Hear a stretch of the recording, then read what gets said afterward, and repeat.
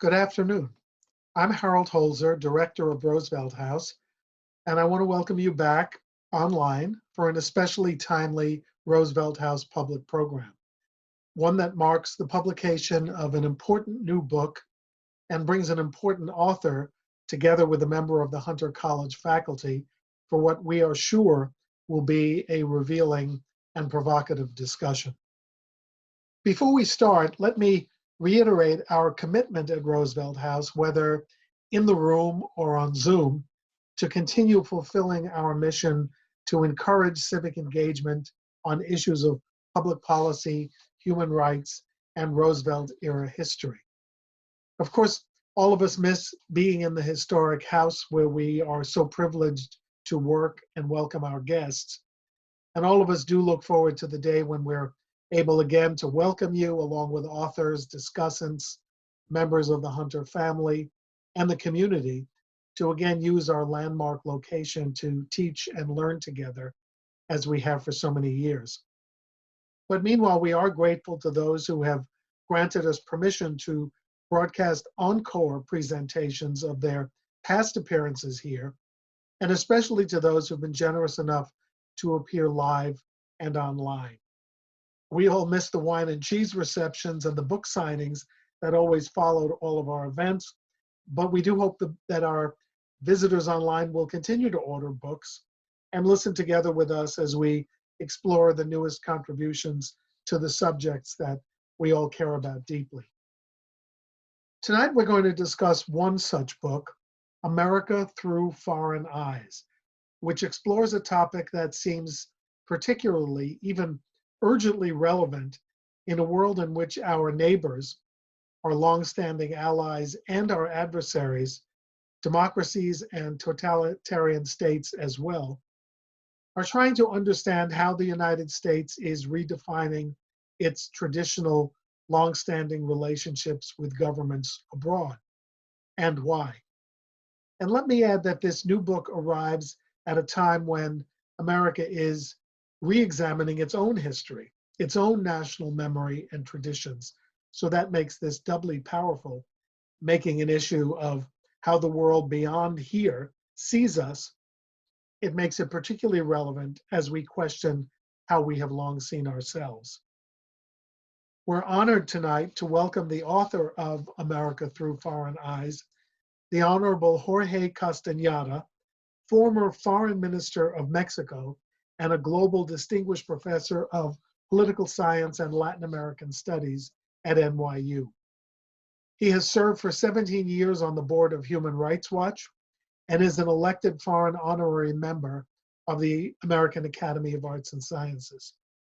He's written more than 15 books, including a biography of Che Guevara and a study on how Mexican presidents are chosen. Now, drawing from his work with American civil society and government authorities, he's applied his experience and his expertise to issues ranging from American exceptionalism, uniformity, culture, criminal justice, religion, race, all the way to immigration, to help us see ourselves as others see us. We could not have a better interlocutor tonight. Mary Roldán is the Dorothy Epstein Chair of Latin American History here at Hunter College and teaches Latin American history as well at the CUNY Graduate Center. She holds BA, MA, and PhD degrees from Harvard and has written and taught such subjects as state formation, urban history, drug trafficking, and the relationship among media, culture, and public opinion. Dr. Roldán has been a recipient of Fulbright and MacArthur Peace Studies awards and grants, and we are delighted to welcome her as well. Let me briefly review the format for this evening. Professor Roldán will engage Minister Castañeda in a conversation lasting approximately 45 minutes. Then we will welcome questions from you, our viewers. Simply use the Q&A function on your computers and laptops. Send us your questions during or right after tonight's talk, and we will try to address as many as we can. With that, I am truly delighted to introduce Professor Mary Roldán in conversation with former Minister Jorge Castañeda. It gives me extraordinary pleasure to be here this evening. I want to thank first President Raab and of course Harold Holzer, the director of the Roosevelt House Public Policy Institute, for that very gracious introduction of both Dr. Castañeda and myself, and in particular the Roosevelt House crew, without whose technical support and encouragement we wouldn't be able to hold this Zoom online meeting. I also want to thank the audience. I know that it may be a truism to think that because you're trapped at home, you might not have anything else to do, but we truly appreciate your coming to join us today about what I think is going to be an incredibly stimulating, very timely conversation about a range of issues shaping American society and that are the subject of America through foreign eyes.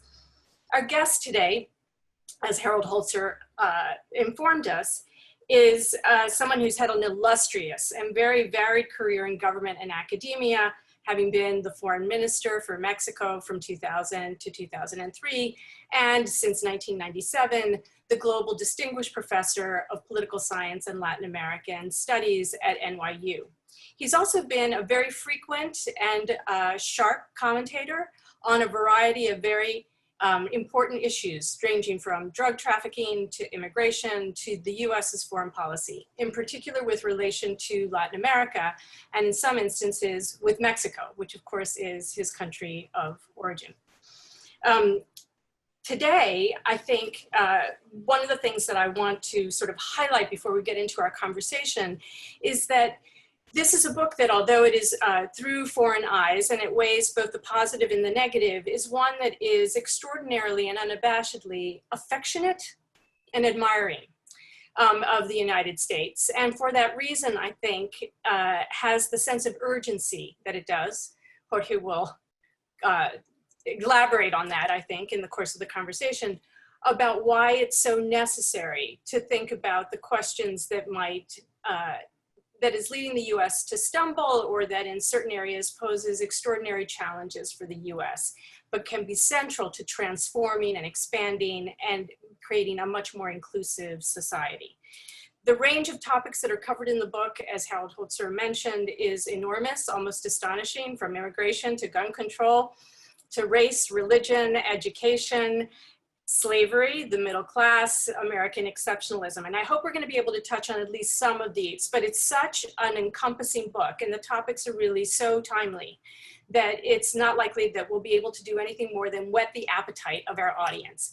Normally, as Harold noted, we would have a book signing afterwards, but what I hope I encourage the audience to do is that after this stimulating conversation, you'll be compelled to go out and read the book for yourself.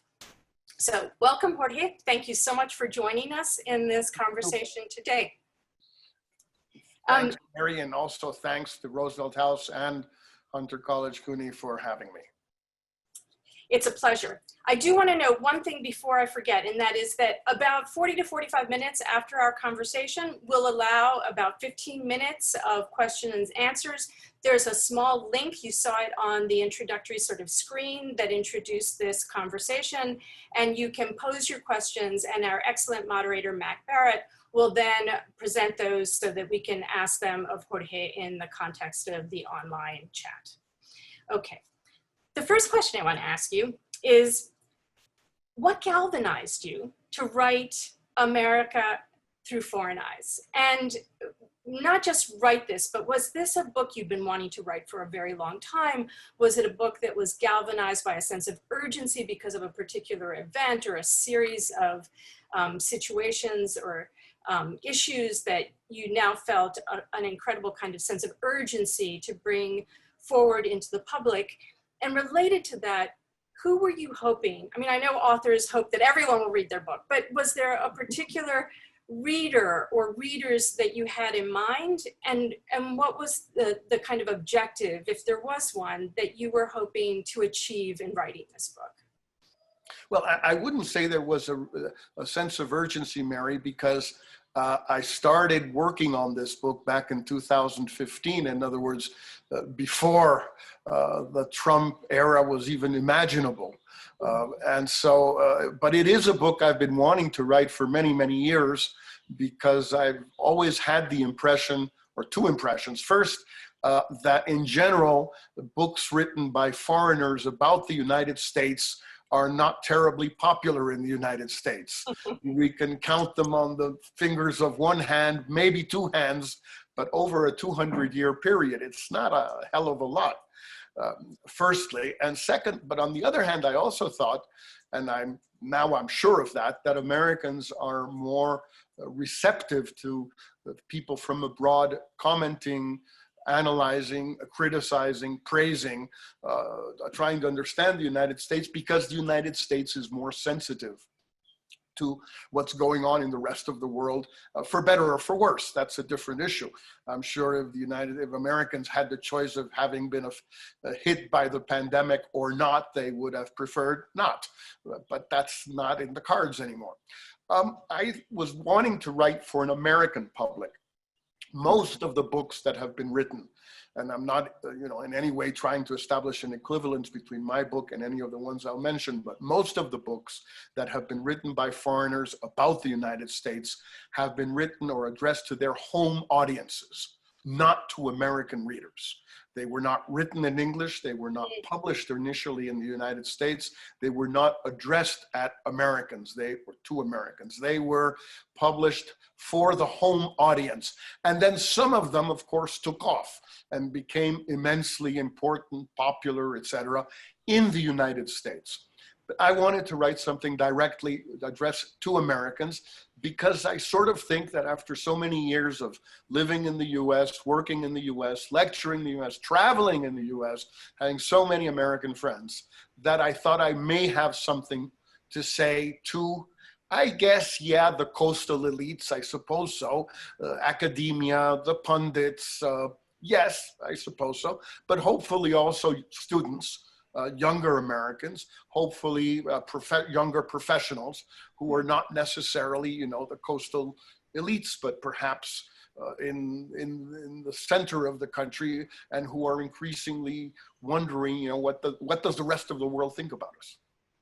It struck me that one of the interesting features is that of all of the authors that you mention in the course of the book who have observed, foreign observers of the United States, and were writing for their home populations, even if it was in English, what's really interesting and different about you is that for the most part, many of them, with the exception possibly of de Tocqueville, were literary individuals. They were often artists or writers who were writing about their impressions of the United States. But in your case, you kind of bring together an unusual and interesting set of circumstances. You talk about the fact, even in your introduction, that you were partially educated here in the United States. Your father had been a prominent Mexican government official, and so you spent time here as well, even just as part of a family. You've taught since 1997 at NYU. So you've had the opportunity to engage with the United States at the policy level, right? Yeah. The diplomatic level, the individual personal level. You express a very clear affinity, or so it comes across to me, for a number of the aspects of American culture, what you call American civilization. And that it's that kind of unique set of circumstances that allows for very different perspectives that is really why I read this book as your foreign eyes more than the foreign eyes of the other individuals who you mentioned.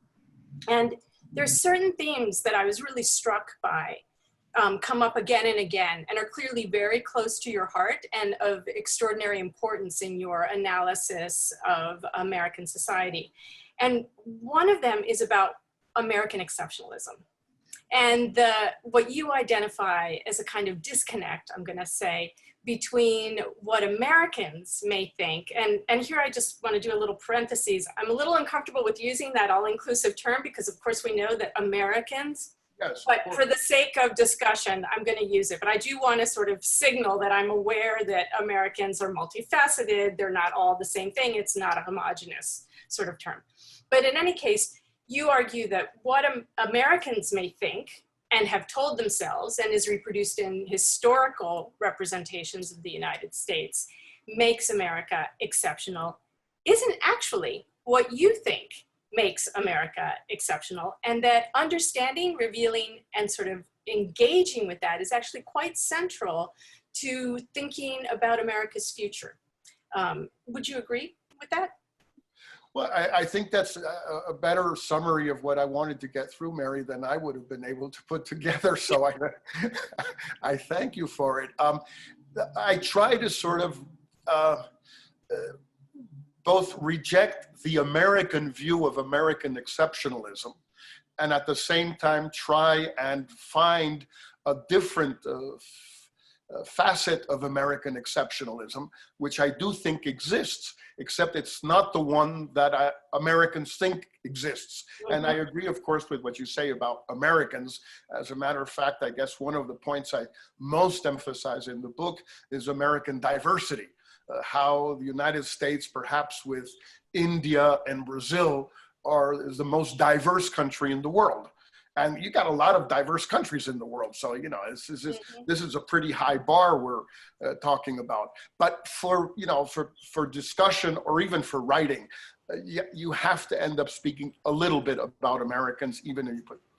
My sense is, what I tried to say is that American exceptionalism is more than anything what I call it here and there, American success, but not American exceptionalism in terms of what Americans think, whether it's democracy or free markets or individual rights and everything. Because if you just go back over the, first the colonial era and then since independence, the exceptionalism has been very arguable on a bunch of things. Obviously, in the case of both slavery and the Native Americans, or the originary peoples, etc., but also in terms of foreign policy. Americans, for example, you know this very well because of all your study in Latin America, Americans think that they were never an empire. Yep. Well, a lot of people all over the world sort of say, there's not a whole lot of difference between the United States and France or Britain or even the Dutch and the Belgians in terms of the way they treated certain countries as colonies, semi-colonies, whatever you want to call it. That today, of course, is different, but it's also different for the French and the British. They are no longer colonial powers. So in that sense, I try to find those areas that Americans think they're exceptional about and try and point out it's not really the case. Take the question of voting or elections. Americans tend to believe, and this is in the history books and everywhere, that one of the great exceptional features of the United States is from independence on, Americans elected their rulers, their governor, their people who govern them, executive branch, legislative branch. Well, there we get into the discussion, what exactly do you mean by Americans? Because there were a whole lot of them who did not do any of that until very late in the game. Obviously, starting with the enslaved population, the Native Americans, those people who were incorporated into the United States through conquest, like Mexicans, plus women, of course, who were excluded until the 20s, plus the non-property owning white adult males for much of the 19th century in a lot of states. So how exceptional is that? Yes, they had elections. Yes, those elections tended to be free and fair, but they were free and fair in a tiny little group of people until very late in the game. So that's another example, perhaps, of why I tried to sort of get into this notion of exceptionalism. You, in fact, just mentioned, and I want to definitely take it up in the as our conversation flows, because it's a very salient theme in your book, and that is slavery and its long-term consequences, not just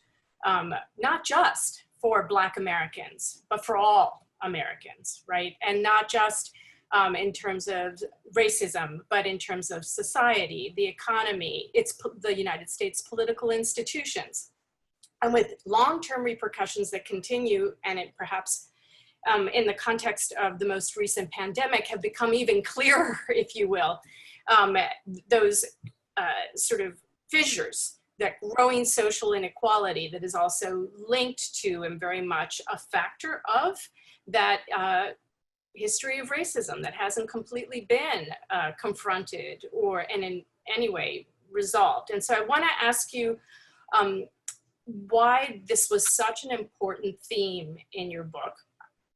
I could see how you developed it, but for our audience, and why you think the repercussions of the institution of slavery are so long lasting and one of the critical challenges really that has to be faced by the United States in the 21st century and beyond.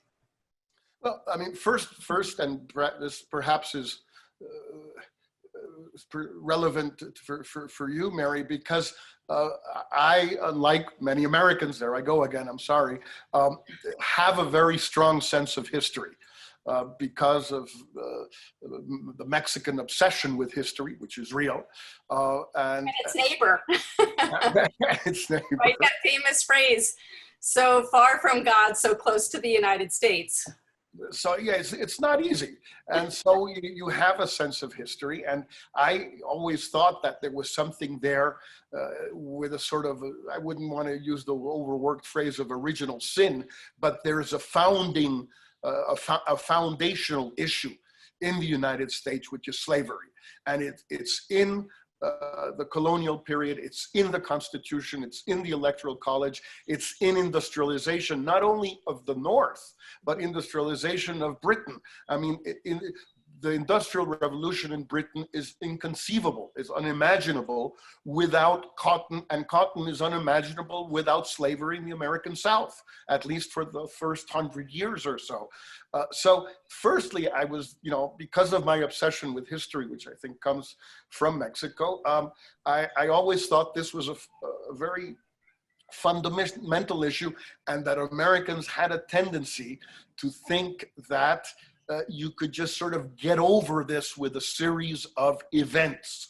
And those events are emancipation, and then they are desegregation of schools, and then they are the Civil Rights Act and the Voting Rights Act, and then they are Barack Obama's election to the presidency. And so you had all these events over history, and somehow you neutralize 300 or 250 years of slavery with these series of events. Well, you don't. It doesn't work that way.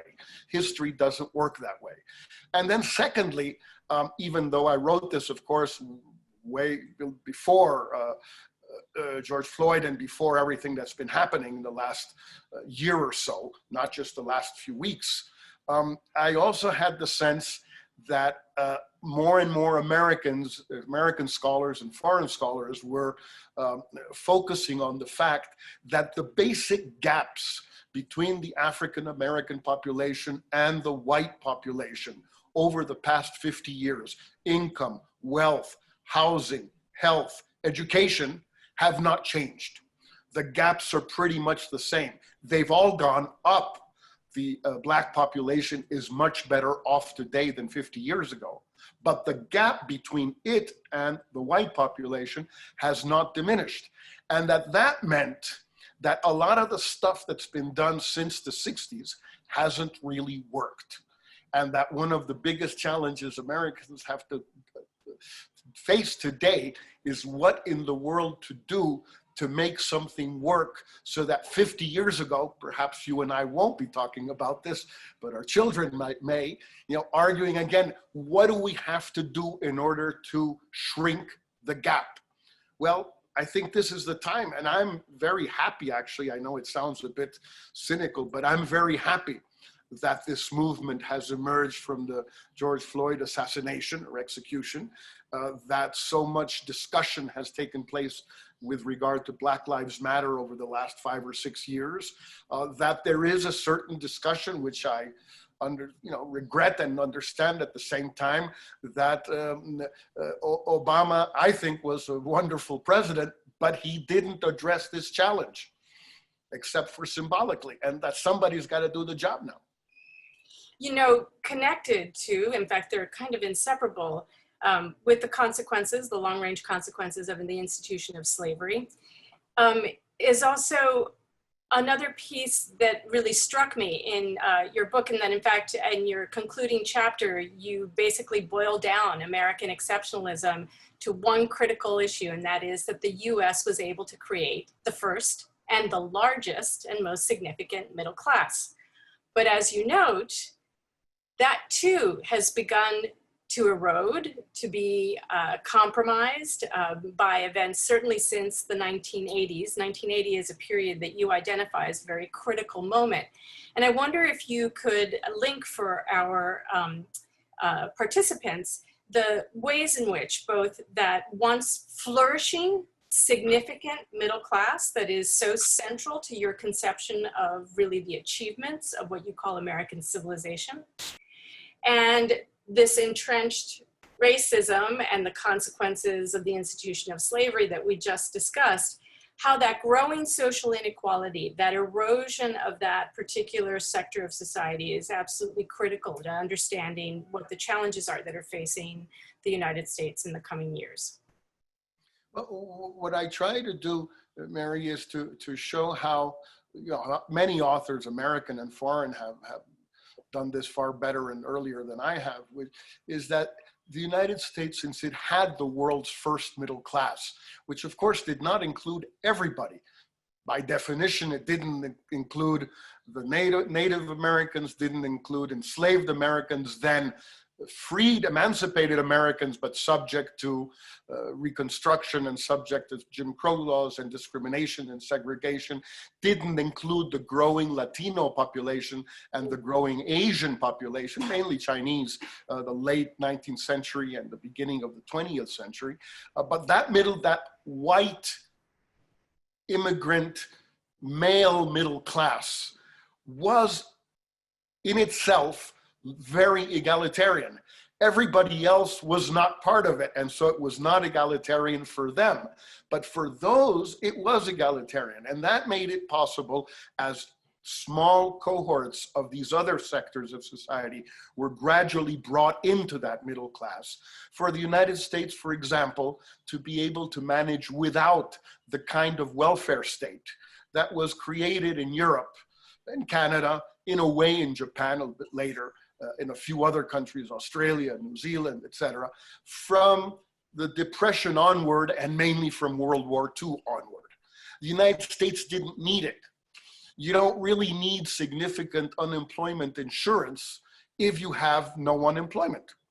You don't really need universal health care if everybody has health care through their jobs because everybody has a job. From 1980 onward, and that's the date the economic historians have chosen.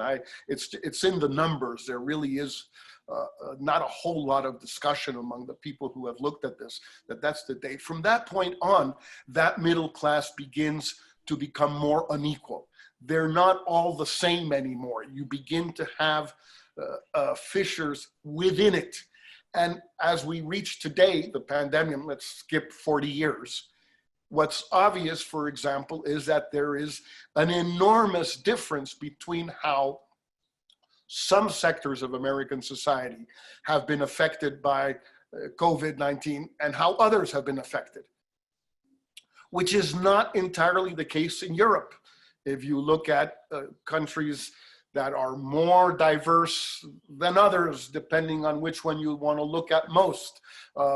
In Europe, you have a lot of everything, so you can pick and choose whichever one you want. You can pick the French, with a large immigrant and long-term and short-term immigrant population, or other countries that are much more homogeneous and whatever. I mean, the welfare state that the Europeans have has allowed them to deal with this thing better than the United States has. And this is a little bit what Warren Buffett says about financial crises. When they recede, that they show you, like when the tide goes down, who's wearing a bathing suit and who isn't. The United States has no bathing suit. You know, you've raised a very critical issue and one that worries many people and brings together a number of themes here, including immigration, obviously. And that is when you see how central certain sectors of the population who were written out of that middle class, and by extension also oftentimes from access to the most basic kinds of rights and supports, education, health, housing, protections, employment protections. It's been one of the issues that's been debated now, for instance, with COVID-19, is who has the And we were talking about this a little bit in a different kind of context before the conference opened up, you know, how much we miss teaching in person, how important it is for students to have that personal kind of interaction. But in this pandemic, it's been a luxury, really, for the sector of society, better educated, with technical abilities, in particular sectors of the economy, who, with all of its difficulties, can stay home, right, and work. Essential workers, which is the vast majority of the individuals that you define and are defined generally as brown, black, working class people in this country, immigrants, many of them, not exclusively, don't have that luxury. What's your proposal, if I would be so bold as to ask you this, for the kind of social welfare system that you see would need to be adopted in the United States? And what kinds of resistance can you see to coming to terms with that necessity in America? Well, Mary, I try to sort of stay away as much as I can from policy discussions in the book, because it's always difficult if you want a long shelf life or long shelf life. You want to stay away from that, especially in an election year, because you never know what's going to happen. What I try to suggest every here and there in the book on specific issues is that there are certain things that the US in a way can't get away with anymore. For example, such a low tax burden or tax take in relation to other rich countries. It's just too low. You cannot have what the United States wants, what Americans want, which is proper health care, proper education, proper housing, proper national defense. Absolutely, yes, that costs money. It costs real money. All of these things, proper infrastructure that everybody complains about in the United States, proper childcare, a proper situation to make equality between men and women more real through things like childcare, et cetera. And of course, a real effort to reduce the weight of slavery and of history. All of this stuff costs a lot of money. And Americans, to a large extent, the past 100 or so years, have not been willing to pay the taxes that their rich counterparts in other countries do pay. Nobody likes to pay taxes. When someone says, well, you know, Italians don't like to pay taxes, of course they don't. I have yet to meet somebody who likes to pay taxes anywhere in the world. That's not the issue. The issue is whether you want something else badly enough that and the only way to get it is through paying taxes, that you agree to do it. So I think a lot of these things are doable, and that's why I was very favorably impressed.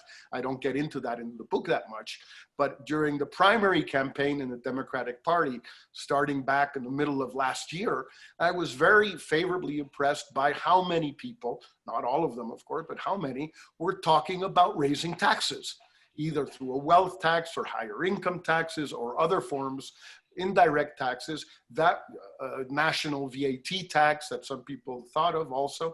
You know, this is a fundamental condition for any of the proposals that I or anybody else has been talking about, whether it's the primary candidates, whether it's academics, whoever it is. This stuff costs money. You want a German welfare state? You got to pay German taxes. There really isn't any other way around it, except what the US did before, which is that it took care of its middle class by the strength of its economy, its equality, and this very specific, very peculiar way of bringing in people slowly and making sure that the ones that weren't brought in accepted it. You know, it's interesting because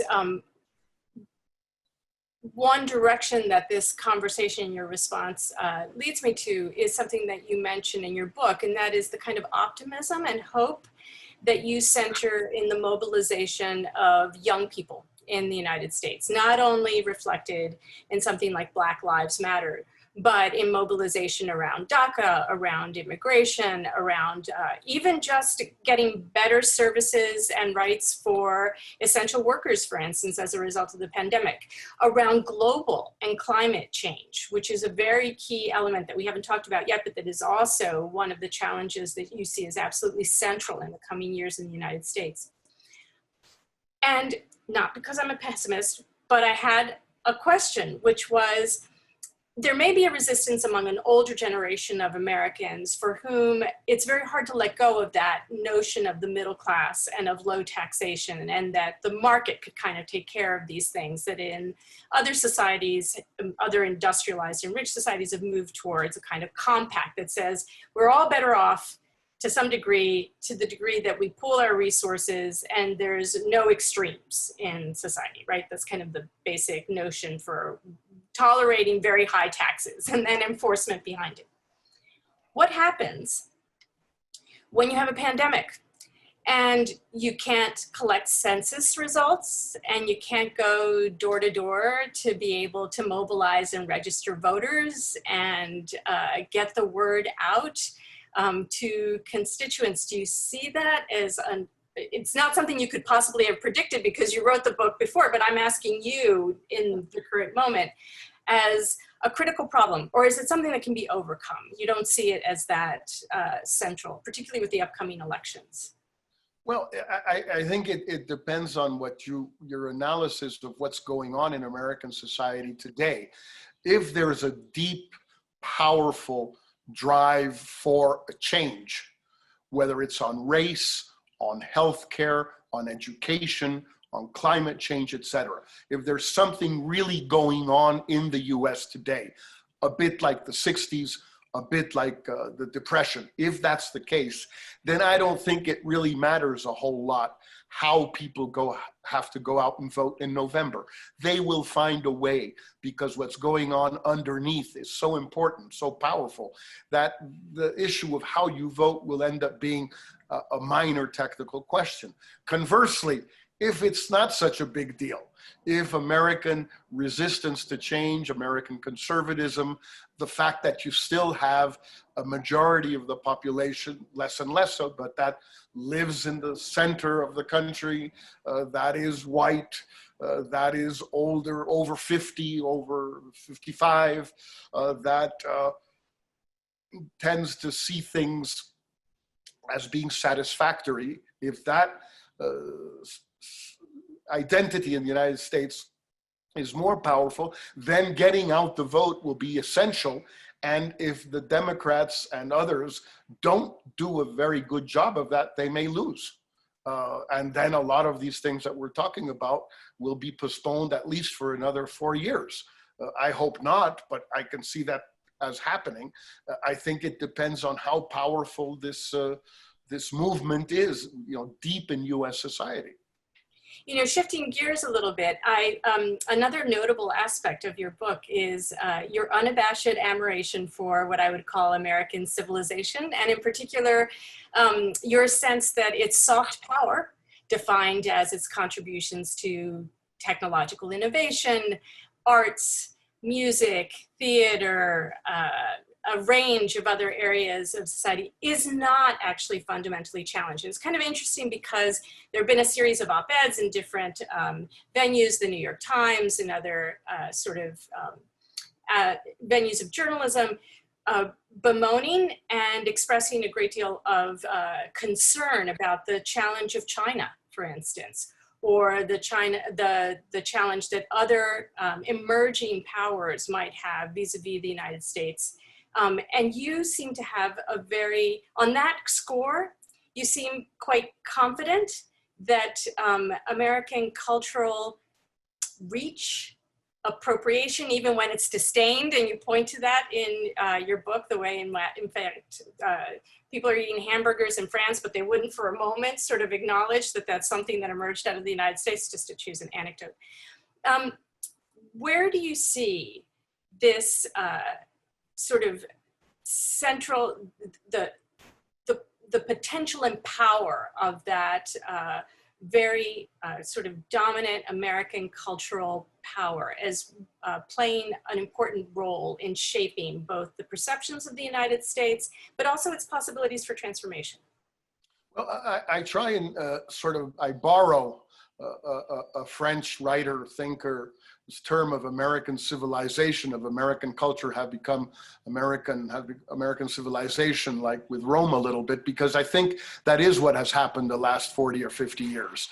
American culture is not just a culture, it's a civilization. It's a language, it's military power, it's culture in the narrow sense, it's culture in the broadest sense. It is really something that we call a civilization. But I think what's more important than whether it's a culture or a civilization is the fact, is where it comes from. And I try to emphasize something that perhaps some Americans haven't always seen the big picture, although they see the dots, but they don't necessarily connect them, which is how hospitable, how receptive American society has been, American culture has been to foreign cultural influences.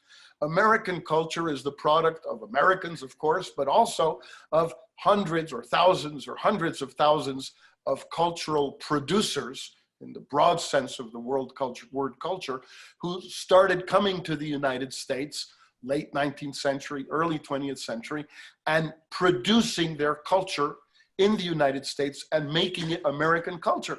The best and first example, I guess, is Charlie Chaplin, of course, but we can go through them all in music, in literature, in the movies, in architecture, in absolutely every field of cultural endeavor or production. What has made American culture, I think, so powerful and so easy to be assimilated by so many countries in the world is that it takes stuff from them. I mean, there's also the anecdotes, the silly parts, but I include some of the silly parts also. You know, hamburgers come from Germany, frankfurters come from Germany, pizzas come from Italy, sandwiches come from Britain. These are all things that Americans imported and then turned them around and made them American and sent them all over the world. Well, nobody else can do that. The Chinese are nowhere near being able to do that for different reasons, because they are a more homogeneous society, a much more introverted, inward-looking society, a more authoritarian society, but not now, I mean, for the last 300 years, not just last week.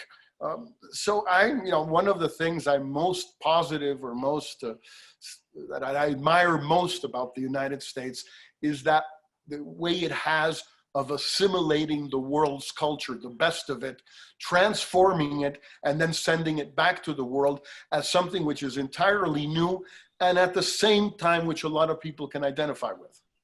So before we turn it over to the question and answer, which I'd like our audience to have an opportunity to be able to engage with you, let me ask you, so given what you've just said, is going back to our earlier kind of exchange about how to define Americans, is the essence of Americans that they are, in fact, a country of immigrants, that it's diversity that really gives Americans and its culture and its cultural products that extraordinary vitality and power to be disseminated and absorbed, and that creative, because you make a big point actually in your book about the constant creativity that is encouraged, promoted in part because of the structures, economic and legal and other structures that are in place in the United States and that maybe are not so favorably put forward in other countries where some of these individuals might come from. But might we get to a definition where Americans is really also a word for diversity? Diversity, yes. Immigration, I have a few problems with. Okay. Because it's a catch-all phrase that is complicated. Let's start with the Native American contribution to this diversity. Immigrants, complicated. Then let's go to the enslaved population from Africa. I mean, it's really pushing it to assimilate slavery to immigration. Right. then the Mexicans, or whatever you want to call us, in Texas first, then California, New Mexico, Arizona. What were we back in the 19th century? I'm not referring to later. Then a lot of the people who came from Asia, mainly Chinese, under practically servitude, indented servitude to build the railroads and things like that. To what extent were they immigrants? So we go on and on and on. And I have a little bit of, I prefer diversity, but I think it is the essence of Americanness. But I'd like to be careful with immigration because it's too easy to put everything in, throw everything into that. And it's not totally fair. All right, well, that's a good point, I think, for us to shift over to our moderator, Mark Barrett, and invite the audience to please send in the Q&A link any questions you might have for Jorge Castañeda. And thank you so much for what has been a very stimulating and instructive conversation. Thank you very much for having read the book and so carefully. I enjoyed it a great deal. So your discussion has generated some questions from the audience, which I will read to you now. A question from Amelia Villegas. By looking at the United States as a world power for more than a century, do you see this country losing power and allowing countries like China or less developed, underdeveloped countries to rise? Well, allowing is a big word. I mean, I think that this will happen over the next 50 or 60 years. If only for demographic reasons. The demographics are absolutely insurmountable. The United States will be a country that will stabilize somewhere around 400 million inhabitants, and China and India will stabilize at about 1.5 billion inhabitants. At some point, China and India will have to be powers on a similar level as the United States. But I think we're a long way from that right now. Technologically, militarily, culturally, from every perspective, I don't see, I don't believe in American declinism. A question from Abe Lowenthal, picking up on that theme. And Abe is a good friend. Oh. So did you plant him? No, because you're going to see it's going to be a very difficult question. He always does that. Abe asks, how would you compare the strength and efficacy of U.S. institutions of governance and of civil society with those in Brazil and Mexico in responding to populist outsider presidents who are attacking political norms, institutions, parties, and elites? And congrats on the book. Thanks, Abe. I sort of, I'm embarrassed to say that you know, I really regret that the US looks more like Mexico and Brazil than like Germany or Denmark as far as response to the pandemic, or South Korea or Japan or Canada for that matter, just speaking Europe for the sake of it. I really think it's embarrassing, shameful that the United States should be in the same sort of, in the company of countries like Mexico and Brazil, not because of the countries, but because of the leaders. You know, we've had, both the Brazilians and we Mexicans have had populist leaders of one sort or another for long periods of time over history. We were beginning to get over it. But the United States had seemed to get over that a while back ago. And now all of a sudden, at least regarding the pandemic, it looks like the American, the Brazilian, the Mexican response, the Indian one is more complicated for me to analyze. I'm not really that familiar with it.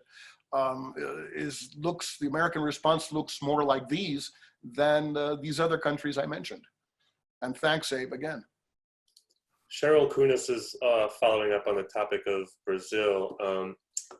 Would you explain the differences between the United States and Brazil in terms of the role of slavery and how it has played out?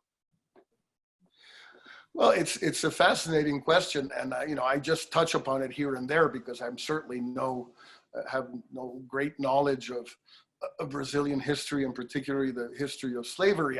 I do quote as one of my foreign observers of American reality and American race issues, Gilberto Freire, the right? The guy who invented the notion of Brazilian racial democracy, which a lot of people rightly today reject and debunk.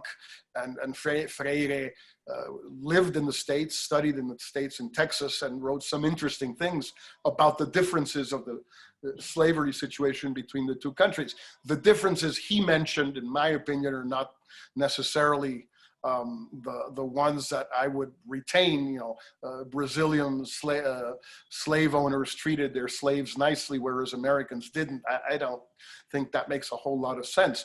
There are size issues involved. In other words, the slave population in Brazil was much larger in proportion to the population of the entire country than in the United States. Although it lasted a little longer in Brazil.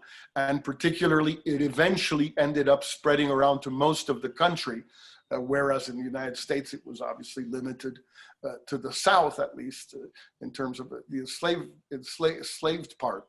I think that there's a myth about the Brazilians having managed this issue better than Americans or people in the Caribbean, countries in the Caribbean that also had enslaved populations. Freire is one of the guys who invented this myth, and it has had a long half-life.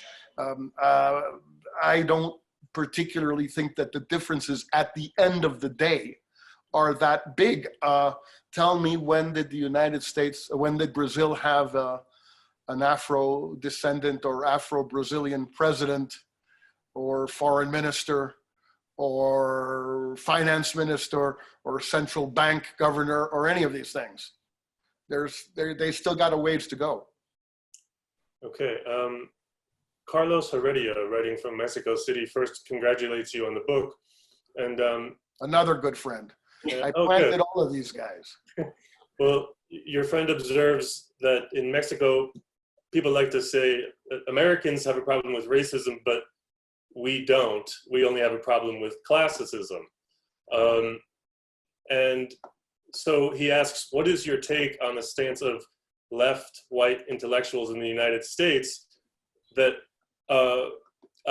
in order to achieve a non-classist, non-racist society, we need a mass movement of working class people of all ethnicities for social and racial justice for all? Well, yes. I mean, I think that the question in Mexico is that, while I certainly agree with what he suggests, which is that, yes, we are a very racist society. We're not just a classist society, which all societies are, but we're a racist society in Mexico, absolutely. But it's a strange sort of racism, because it's the racism of a white, light-skinned minority with regard to a darker skinned enormous majority, which is a very different situation from the one, for example, that exists in the United States or in many countries of Western Europe. It's totally different. It's perhaps a little more similar to the Brazilian situation. And so in order to change it, it's more complicated in a sense, because it has proved to be very resilient over years. Not that American racism hasn't, but in Mexico it certainly has. I think that there are very positive things happening in Mexico, in the sense, since 1994, at least in the Zapatista rebellion, that Mexicans have become more sensitive or aware of the racism in Mexican society. But in policy terms, not a whole lot has happened. Let's see. Post-World War II, asks an anonymous attendee, it appeared to me that many foreigners saw US as an example of American exceptionalism. When did this change? How is it viewed? Is it recoverable? And does American exceptionalism really matter at the end of the day? But that when did this happen? The person says? Asks or states? I didn't quite catch it. Sorry, this person is asking, when did it change? Oh, when did it change? Well,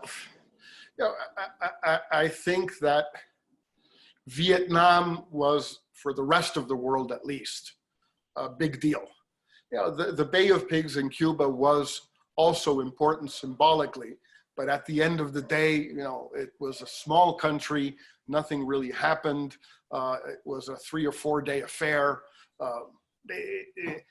Vietnam was a whole different situation. I think that's when it became clear to many people everywhere, whether it was in what was then called the Third World or in the rest of the rich world, that the United States, at least in foreign policy terms, was not all that different. I mean, here you had Vietnam, which had had its own first liberation war against the French, and then it was having to fight another one against the Americans.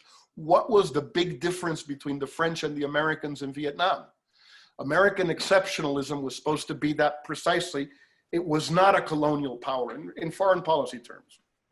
It's not an empire, didn't have colonies except for a few here and there for a while, the Philippines, Cuba under the Platt Amendment, Puerto Rico, okay, a little bit of here, there, but no large empire. And then all of a sudden in the same country where there was an empire, here's the United States doing the same thing the French were doing. And actually probably worse only because of the technological and military power involved. So I think Vietnam was really a watershed in that sense. And Daniel Atraldi thanks you for the wonderful conversation and asks if you could expand on the idea of why you see Trump's 2016 election as a political turning point in the U.S. in relation to other parts of the world. I think that it's a turning point, but more as an anomaly than as a trend. I do think that, because of what Trump has done during these 3.5 years on the multilateral front, whether it's the Paris agreements or the Trans-Pacific Partnership or NAFTA, or now the World Health Organization or UNESCO. I mean, we could just go on and on and on, acronym after acronym. Has really changed a lot of people's view of the United States as being an important, I would say, a pillar of the international order. There are a lot of things in that international order that you can dislike. I happen to dislike a whole lot of them, because at the end of the day, it is still the international order that was built right after World War II, and which was still a colonial world. It was still a world where the United States, together with perhaps the Soviet Union and England and France, were great powers, et cetera, et cetera. It was a different world, and the institutions, or many of them, still come from them. So you can dislike that international order, but it's what we had. And the Trump administration has done everything it can to bring it down. It's going after the World Trade Organization almost as we speak, and after the Inter-American Development Bank trying to impose an American director, which had never occurred since the bank was created by President Eisenhower. That changes a lot. I mean, it's a big deal that the US is withdrawing from the World Health Organization. It's a big, big deal. We are almost out of time, but how about one more? Is that all right? Absolutely. Fernando Rodriguez asks, in what ways has the pandemic exposed the weakness of America as a leading power?